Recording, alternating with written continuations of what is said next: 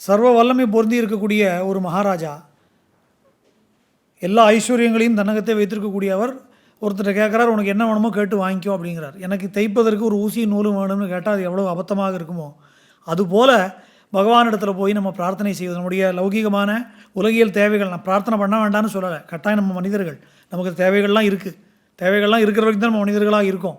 ஆனால் இதெல்லாம் பகவானுக்கு தெரியும். நம்ம சொல்லித்தான் அவர் பண்ணணும்னு அவசியம் இல்லை. அதனால்தான் என்னாகும் அப்படின்னா, நம்ம இங்கிருந்து கிளம்பும்போது பல வகையான பிரார்த்தனைகளை பகவானுக்கு செலுத்தணும்.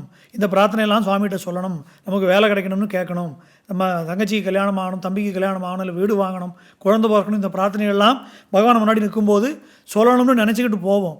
ஆனால் சபரிமலையில் 18ஆம் படி ஏறின உடனேயே நமக்கு எல்லாமே மறந்து போயிடுது. சுவாமி முன்னாடி போய் நிற்கும்போது வேறு எந்த சிந்தனையும் இல்லை. பகவானை பார்க்குறோம், சொல்ல முடியாத ஆனந்தம் அந்த நேரத்தில் ஏற்படுறது. அந்த ஆனந்த அனுபவத்தோடு நம்ம வெளியில் வந்துடுறோம். அதுக்கப்புறம் தான் ஐயோ இதெல்லாம் வேண்டிக்கணும்னு நினச்சோமே அப்படிங்கிற உணர்வு நமக்கு